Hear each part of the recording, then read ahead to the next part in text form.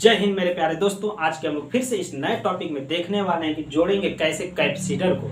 Next वाले video में अभी हम लोग इंडक्टर को जोड़ना सीखे थे, कैपेसिटर को जोड़ना सीखे थे। अगर उस आप वीडियो को नहीं देखेंगे तो उसको पहले देखिए।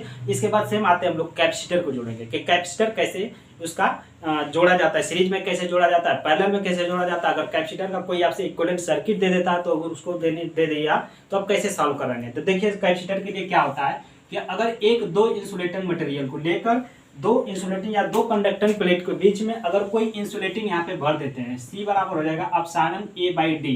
ये चीज फार्मूला याद रखिएगा, ठीक है। कैपेसिटर के लिए कैपेसिटर के निकालेंगे C बराबर A एप्सिलॉन D। इसकी यूनिट जो होती है वो फैराड होती है। इसकी यूनिट क्या होती है? फैराड होती है, ठीक है। ये चीज ध्यान रखेंगे, इसकी यूनिट रखेंगे फैराड। फैराड काफी बड़ी यूनिट होती है, इसकी वजह से हम लोग फैराड ना लिख के हमेशा छोटा लिखते हैं, माइक्रो फैराड लिखते हैं, ठीक है। इसकी यूनिट क्या लिखते हैं? माइक्रो फैराड लिखते हैं। ये चीज लिखा जाता है कि इसकी सबसे बड़ी यूनिट होती है फैराड। काफी बड़ी यूनिट होती है, काफी बड़ी चीज को नहीं दिखाते हैं, इसलिए छोटा यूनिट करके माइक्रो फैराड लगाते हैं।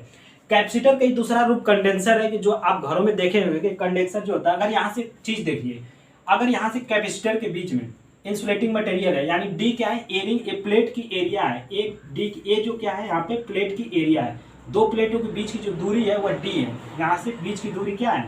प्लेट का एरिया है। आपको यहाँ से प्लेट का एरिया, ठीक है। डी क्या है? डिस्टेंस है। दो प्लेटों के बीच की दूरी को डिस्टेंस कहेंगे, ठीक है। ये वाला, ये दो प्लेटों के बीच की दूरी का डिस्टेंस होगा। यहाँ पे एप्सिलॉन क्या है? कांस्टेंट है। अब इसको चीज को समझिए, अगर आप डिस्टेंस को बढ़ाएंगे तो कैपेसिटर का मान क्या होगा? जैसे आप डिस्टेंस को बढ़ाएंगे तो कैपेसिटर की वैल्यू घटेगी, यानी जो इसकी कैपेसिटी होगी घटेगी। जैसे अगर डिस्टेंस को आप बढ़ा रहे हैं तो उसकी कैपेसिटी घट रही है। इस चीज को ध्यान रखिएगा। पूछा जाता है कि किसी कंडक्टर, दो कंडक्टर मटेरियल के बीच में इंसुलेटिंग रखा है, अगर उसके बीच की दूरी को बढ़ा देंगे तो कैपेसिटर पे क्या प्रभाव पड़ेगा। तो जब उसकी दूरी को आप बढ़ाएंगे, ऐसे जैसे उसको बढ़ाएंगे तो उसकी कैपेसिटी जो वैल्यू होती है कम होती है। एग्जाम्पल के लिए समझने कि अगर किसी चीज को आप दूरी से थमाएंगे तो कम थमा पाएंगे, इसलिए उसकी कैपेसिटी कम हो गई। अगर आपको ज्यादा थमाना तो उसके पास में जाना पड़ेगा, यानी आप कहीं बारात में कहीं चीज खिला रहे हैं, खाना पीना, तो जब टेबल पर बैठे लोग को दूर से देंगे तो थोड़ा सा देते हैं, वो डर भी जाता है। लेकिन अगर आपको दूरी थोड़ा सा कम कर लीजिए, यानी दूरी कम करेंगे तो इसकी कैपेसिटी ज्यादा हो जाएगी। तो यहाँ से जब भी डिस्टेंस ज्यादा रखेंगे तो उसकी कैपेसिटी क्या हो जाएगी? कम हो जाएगी। इस चीज को ध्यान रखिएगा। कैपेसिटर का एक दूसरा रूप कंडेंसर होता है। जो आपके घरों में पंखा लगता है तो उसकी कैपेसिटर की एरिया का क्षमता बढ़ाने के लिए हम लोग क्या करते हैं? उसकी वोल्टेज वैल्यू करेंगे, यानी जो ये काम करता है किस पे? वोल्टेज परिवर्तन का दर करते हैं, यानी ये वोल्टेज का परिवर्तन जो होता है उस पर विरोध करता है। कैपेसिटर जो वोल्टेज परिवर्तन होता है उसका विरोध करता है। यानी देखिए, अगर जितना ज्यादा वोल्टेज का निकालेंगे तो एक तरह से वोल्टेज प्रेशर होता है, वो ज्यादा तेज चलेगा। आपके जो घरों में पंखा लगा रहता है उसमें कंडेंसर लगा रहता है, देखे होंगे, उसकी यूनिट होती है 2.5 माइक्रोफैरड या 3 माइक्रोफैरड या 3.5 का, इस तरह से लगाया जाता है। लेकिन आप जैसे उसकी वैल्यू को बढ़ाएंगे घटाएंगे तो उस तरह से उसकी वैल्यू घटता बढ़ता है। अगर छोटा माइक्रोफैरड का लगाएंगे तो थोड़ा कम स्पीड चलेगा, उससे भी ज्यादा लगाएंगे थोड़ा स्पीड बढ़ जाएगा, उससे भी ज्यादा लगाएंगे तो ज्यादा बढ़ जाएगा। अब बहुत ज्यादा लगा देंगे तो क्या बढ़ जाएगा? क्या नहीं, जल जाएगा वो, ठीक है। तो यहाँ से आपको क्या करना है? बहुत ज्यादा वैल्यू नहीं, उसकी वैल्यू रेटिंग में, मतलब मिनिमम उसका डिजाइन किया जाता है कि उतने ही रेटिंग तो वो कार्य करेगा। ऐसा नहीं कि आप बढ़ाते जाइए बढ़ाते जाइए बढ़ाते जाइए, वो जल गया आपका पंखा, ठीक है। तो यहाँ पे आप समझिए उसको सीरीज में कैसे आप जोड़ेंगे, पैरेलल में कैसे जोड़ेंगे। अब हम लोग सीख लेते हैं उसको सीरीज में कैसे जोड़ेंगे और पैरेलल में कैसे जोड़ा जाएगा।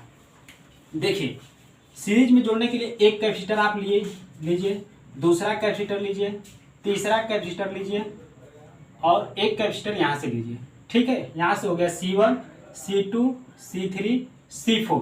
तो जैसे आप रेजिस्टेंस का भी सीखे हुए हैं कि रेजिस्टेंस में हम लोग सीरीज में निकालते थे R1 + R2 + R3, वैसे यहाँ पर निकालते हैं तो इसका वैसे नहीं निकाला जाता, वैसे नहीं निकाला। जैसे हम लोग रेजिस्टेंस में पैरेलल का निकालते थे वैसे ही कैपेसिटर का सीरीज का निकालते हैं। देखिए, अगर यहाँ से आपसे टोटल पूछ दिया, यहाँ पॉइंट A दे दे, यहाँ पर पॉइंट B दे दे, आपसे पूछ दे कि C इक्विवेलेंट की वैल्यू कितना होगा, C इक्विवेलेंट AB की वैल्यू अगर आपसे पूछे तो आप कितना निकाल पाएंगे। तो देखिए, इसके लिए क्या करेंगे, जैसे ही आप निकालेंगे तो 1/C इक्विवेलेंट निकालेंगे।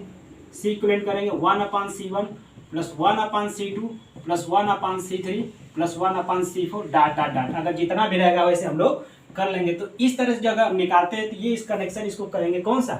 सीरीज कनेक्शन करेंगे। तो इस 1/C इक्विवेलेंट करेंगे 1/C1 + 1/C2 + 1/C3 + C4, ऐसे डॉट डॉट कितना भी रहेगा हम लोग सॉल्व कर लेंगे। तो यहाँ से अगर हम लोग ऐसे सॉल्व करते हैं तो हम लोग ऐसे निकाल पाएंगे। देखिए, अब एक क्वेश्चन भी हम सॉल्व करके देख लेते हैं। इसमें एक क्वेश्चन को सॉल्व करेंगे और इसको देख लेंगे, ठीक है।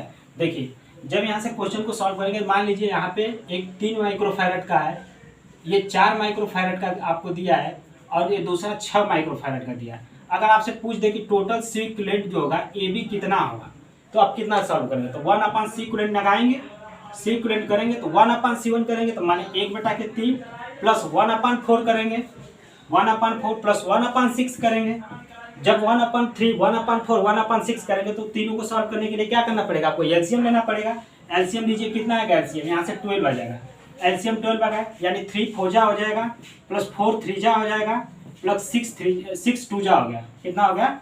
6 2 जा हो गया। अब जोड़ लीजिए सबको, 4 3 7 2 9, यानी कितना? 4 3 7 2 9/12, 9/12 माइक्रोफैरड आएगा। यूनिट आप ध्यान रखिएगा, यहाँ पे छोटी यूनिट लिए है, माइक्रोफैरड है तो माइक्रोफैरड, यानी 1/C इक्विवेलेंट आ गया। अगर आपको सी इक्विवेलेंट चाहिए, टोटल सी इक्विवेलेंट करने के लिए क्या करेंगे? इसको उल्टा कर लीजिए, 12/9 आ गया, यानी 3 3 जा 9, 3 3 जा 4, यानी 4/3, यानी 1 पॉइंट कुछ करके आपका आंसर आ जाएगा। यहाँ से 4/3 माइक्रोफैरड हो जाएगा। ठीक है, तो यहाँ से क्वेश्चन को हम लोग सॉल्व करेंगे कि अगर टोटल आपसे 3 कैपेसिटर दे दे, उससे भी ज्यादा दे दे, 2 भी दे देता तो हम लोग बिल्कुल आसानी से निकाल लेते, उसको तो ट्रिक से निकाल लेंगे बिल्कुल सही से। ठीक है, 2 वाला भी समझ लेते हैं, यहाँ से 3 वाला समझ चुके। अब हम लोग समझते हैं किसमें, जब सीरीज कनेक्शन करते हैं, यानी सीरीज कनेक्शन को सीख लिए, अब पैरेलल कनेक्शन कैपेसिटर को करेंगे तो उसको कैसे जोड़ेंगे ट्रिक से। चलिए हम लोग सीखते हैं पैरेलल का। पैरेलल कनेक्शन को सीखने के लिए जैसे हम लोग सीरीज का सीखे थे रेजिस्टेंस, यानी पैरेलल कनेक्शन का सीखने के लिए देखिए, एक कैपेसिटर आप बनाते हैं, यहाँ से एक C1 वाला हो गया, दूसरा कैपेसिटर हो गया, तीसरा कैपेसिटर हो गया, चौथा कैपेसिटर हो गया, यानी कितना भी कैपेसिटर आप सीरीज में पैरेलल में जोड़िए और उसको आसानी से सॉल्व कर लेंगे। देखिए यहाँ से हो गया C1 वैल्यू, ये हो गया C2 वैल्यू, ये हो गया C3, यहाँ हो गया C4। सी इक्विवेलेंट आपसे पूछ देगा कि ये पॉइंट ए है, ये पॉइंट बी है, और अब सी इक्विवेलेंट पूछेगा कि कितना होगा? C equivalent A B. तो इसके लिए फार्मूला फिर वही है कि 1/C1 नहीं करेंगे इसमें, जैसे हम लोग कैसे कर रहे थे रेजिस्टेंस में, क्या कर रहे थे, जो सीरीज का जोड़ना होता था तो 1 उसके कर रहे थे R1 plus R2 plus R3 plus R4, लेकिन इसमें ऐसे नहीं करेंगे। इसको हम लोग कैसे जोड़ेंगे? जैसे हम लोग रेजिस्टेंस का सीरीज में जोड़ रहे थे तो वैसे इसको जोड़ेंगे, C1 plus C2 plus C3 plus C4, ये हमारा डाट डाट आ जाएगा। ऐसे जितना रेजिस्टेंस आप कैपेसिटर लगाए रहेंगे उतना आपका आंसर यहाँ से सॉल्व कर लेंगे। तो चलिए हम लोग एक क्वेश्चन को सॉल्व करते हैं और उसको समझ लेते हैं कि कैसे हम लोग लगाएंगे। ठीक है, चलिए हम एक वैल्यू ले लेते हैं, यहाँ पे कैपेसिटर की कोई वैल्यू लेते हैं। तो कैपेसिटर की वैल्यू हम ले लिए, मान लीजिए यहाँ पे 6 माइक्रोफैरड है, यहाँ पे 8 माइक्रोफैरड है, और ये इसकी वैल्यू 4 माइक्रोफैरड है, और इसकी वैल्यू जो है 5 माइक्रोफैरड है। ठीक है, तो सी इक्विवेलेंट अगर आपसे पूछ दे कि सी इक्विवेलेंट कितना होगा, सी इक्विवेलेंट कितना होगा, तो 1/C1 तो करना नहीं है, आपको C1 plus C2 plus C3 करना है। C1 की वैल्यू कितना दिया है? 6, C2 का मान कितना दिया है? 8, C3 का मान कितना दिया है? 4, और C5 का मान दिया है 4। सबको जोड़िए, जितना जोड़ेंगे वो माइक्रोफैरड में यूनिट आ जाएगा। ठीक है, तो जोड़िए सबको, 6 8 14 4 18, 18 4 22, यानी 22 माइक्रोफैरड आपकी यूनिट आ गई। ठीक है, यहाँ से हम लोग अभी तक सीरीज में सीख लिए हैं, पैरेलल में सीख लिए। अब आपको एक ट्रिक पर लेके चलते हैं कि अगर 2 कैपेसिटर दे दें आपको सीरीज में, यानी पैरेलल में, सीरीज में तो आप आसानी से निकाल लेंगे कि जैसे पैरेलल में आपको दिया था, पैरेलल में अगर दे दिया तो क्या करेंगे? C1 plus C2 plus C3 बिल्कुल आसान है, कर लेंगे। लेकिन आपसे कह देगा पैरेलल में दे देगा कनेक्शन, जैसे अगर आपको ऐसे दे दिया तो आप तो बिल्कुल कर लिए, लेकिन जैसे पैरेलल में देता है, यानी उसको समझिए कैसे करेंगे। सीरीज वाले को दे दिया तो थोड़ा सा हो जाता है, आप भूल जाते हैं, लेकिन 2 कैपेसिटर के लिए बिल्कुल आसान है। देखिए, एक कैपेसिटर, 2 कैपेसिटर, ये हो गया C1, ये हो गया C2, ये हो गया, यहाँ से हम वैल्यू ले लेते हैं, ये पॉइंट हो गया A और ये पॉइंट हो B। अगर आपसे CAB बराबर पूछ दे कि CAB कितना होगा, तो आप यहाँ से C1 प्लस C2 थोड़ी करेंगे, इसके लिए फार्मूला वही था, 1/C1 plus 1/C2, C1 C2 LCM लेंगे यहाँ से, तो 1/C1 प्लस C2 कर लेंगे। तो जैसे हम लोग करते हैं, तो इसमें अगर 2 कैपेसिटर दिया, देखिए 4 माइक्रोफैरड, और ये दे दिया आपको मान लीजिए कितना, 6 माइक्रोफैरड। अगर 6 माइक्रोफैरड दोनों दिया है तो इसके लिए कैसे करेंगे? तो इसी को एक सॉल्व करके देखिए, 1/C इक्विवेलेंट का फार्मूला देखिए, 1 अगर आप एलसीएम ले रहे हैं तो क्या हो जाएगा? C1 C2 होगा, यहाँ से करेंगे तो C2 प्लस C1 होगा, यानी 2 का क्या कर रहे हैं, इसी को हम जब उल्टा कर देते हैं, यानी C इक्विवेलेंट निकालते हैं, तो इसके लिए फार्मूला क्या हो जाता है कि C1 इंटू C2 बटा के C1 प्लस C2, यहाँ से कर लेंगे। एक देखिए ट्रिक तरह से आ जाएगा, अगर आपसे कोई वैल्यू दे दिया, अब ट्रिक की तरह कैसे निकालेंगे, 4 6 दिया है तो दोनों कैपेसिटर का पहले मल्टीप्लाई कर लीजिए, 4 इंटू 6 अपान, दोनों का मल्टीप्लाई करके दोनों को जोड़ लीजिए, 4 और 6 10, यानी 4 छक 24 अपान 10 टोटल करेंगे कितना आ जाएगा 2.4 माइक्रो फैराड आ गया आपका आंसर। तो अभी तक हम लोग ने इसको सीरीज में सॉल्व किया, ये बिल्कुल ट्रिक तरह से हम लोग सॉल्व किए हैं।